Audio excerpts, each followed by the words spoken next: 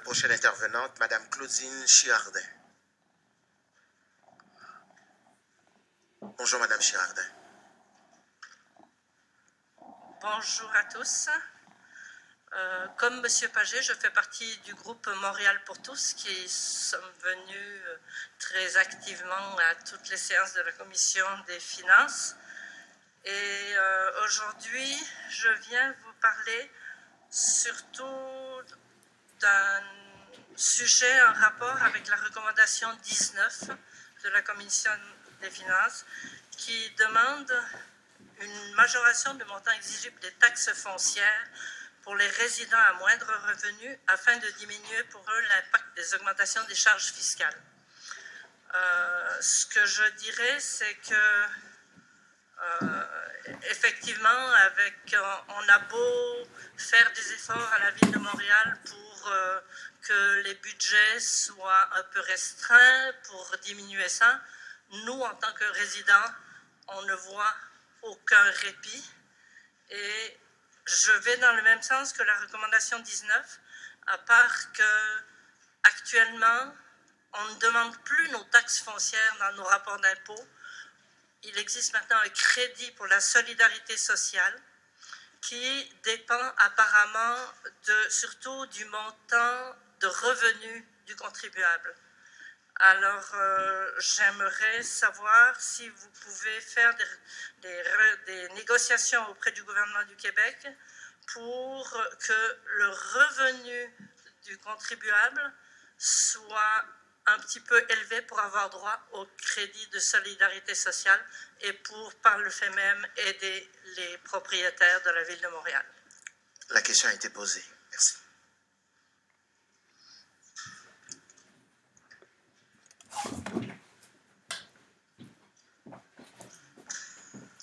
Merci, Monsieur le Président.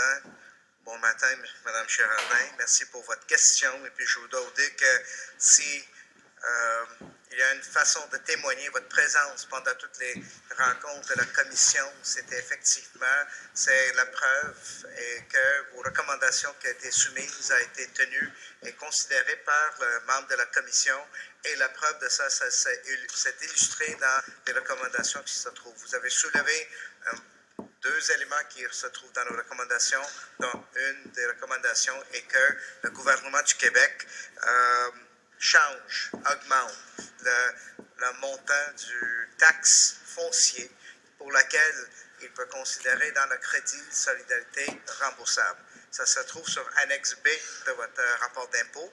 Ce n'était pas été changé depuis des années. C'était fait entre autres pour diminuer la régressivité des taxes foncières pour les personnes qui ne gagnent pas un gros salaire, des gens qui ont peut-être juste soit le bien-être social, soit la pension de sécurité vieillesse, ou des gens qui ne peuvent pas, dans un sens, absorber des augmentations si significatives dans les taxes foncières, incluant les taxes municipales et la taxe scolaire.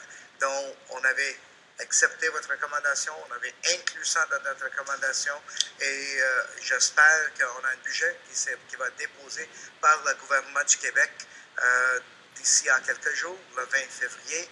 C'est à suivre de voir est-ce que le gouvernement va donner suite à votre demande. Merci. Question complémentaire, Mme Girardin. J'aimerais juste faire une petite rectification auprès de M. Desouza. Ce n'est plus sur l'annexe B, c'est sur une annexe qui s'appelle D et qui s'appelle Crédit pour la solidarité sociale. Et on ne demande plus le montant de nos taxes foncières.